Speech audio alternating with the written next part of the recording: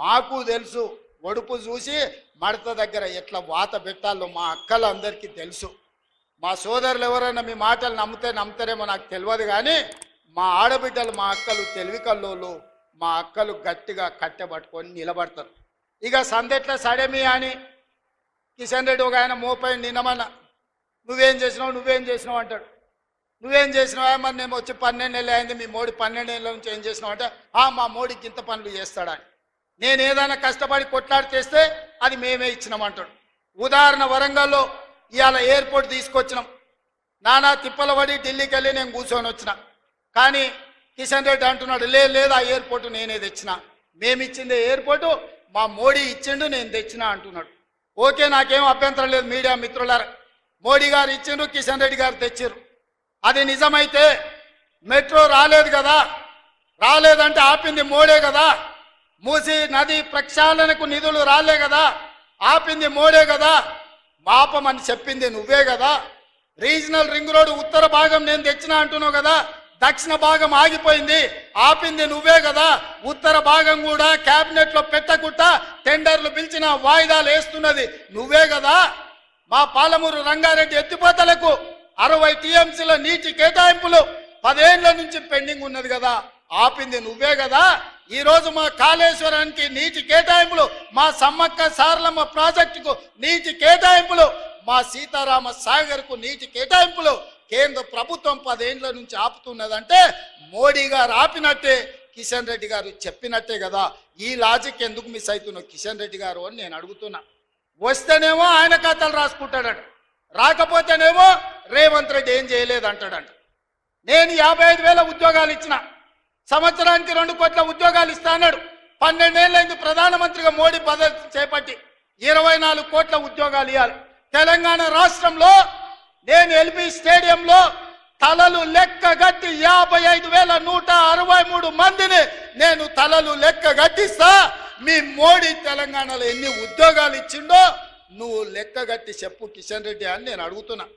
అయితే గీతే మోడీ ఇచ్చింది 2 బోడి ఉద్యోగాలు, ఒకటి కిషన్ రెడ్డికి, రెండోది బండి సంజయ్కి. ఇదంతా ఎట్లుందా అంటే గుండు అరగుండు బ్రహ్మానందం దగ్గరికి పోయినట్టు ఉంది.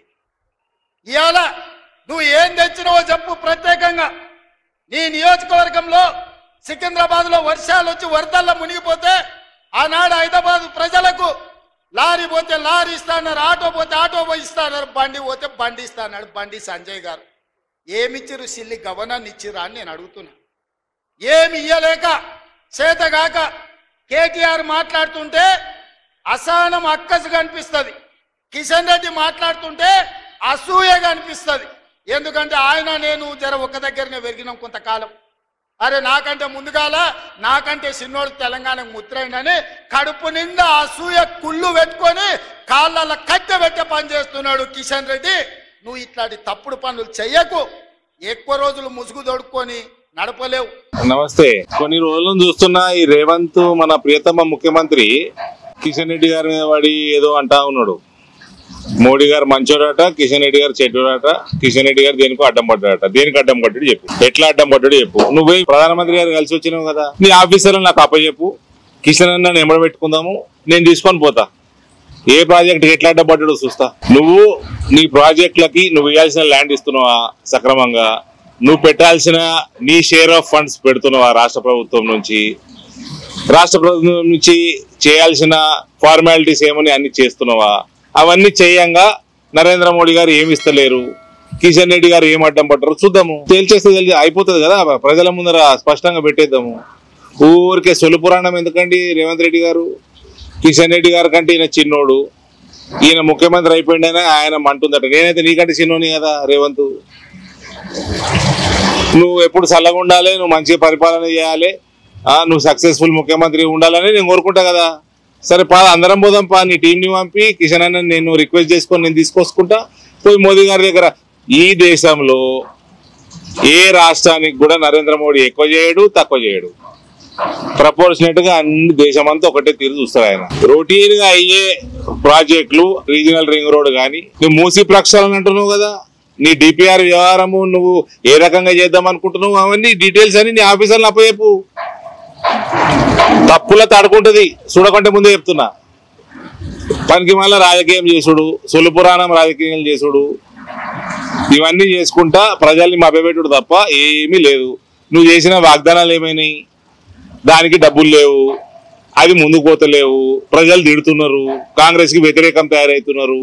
తెలంగాణ మొత్తంలో మహిళలందరూ కాంగ్రెస్ వాళ్ళు వస్తే చీపులు పట్టుకొని సిద్ధంగా ఉన్నారు. ఊళ్ళల్లో పెన్షన్ ఇవ్వకపోతేవి, పెంచకపోతేవి, 2,500 ఇవ్వకపోతేవి, తులం బంగారం ఇవ్వకపోతేవి, రైతులకు ఇవ్వకపోతేవి, నిరుద్యోగులకు ఇవ్వకపోతేవి, ఎన్ఆర్ఐలకు ఇవ్వకపోతేవి. నువ్వు చేసిన వాగ్దానాలన్నీ వీగినాయి. అవేం మాట్లాడతలేవు కానీ ఊరికే సొల్లు రాజకీయం చేస్తా ఉన్నాడు. క్లియర్ గా స్పష్టంగా చెప్తున్నా, నీకు ఎక్కడ ప్రాజెక్టులు ఆగినాయి, ఏ ప్రాజెక్టులు ఆగినాయి? నీ ఆఫీసర్లు అప్పయ్యపు నువ్వే ప్రధానమంత్రి గారు కలిసి వచ్చి నీ ఫార్మాలిటీ చేసుకుంటావు, సంతోషం. నీ ఆఫీసర్లు అప్పయ్యపు కిషన్ రెడ్డి గారిని నేను తీసుకుంటా, నేను కోఆర్డినేట్ చేస్తా, పోయి తెచ్చుకుందాము.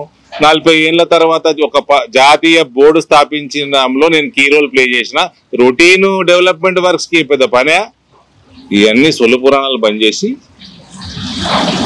కరెక్ట్ గా నీ టీం అప్పచెప్పు, చూస్తా. తెలంగాణకి ఏం అన్యాయం జరగదు. మోదీ గారి పాలన తెలంగాణ నీదెంతనో దానికంటే ఎక్కువ నరేంద్ర మోడీ గారిది. భారత్ మాతాకి జై.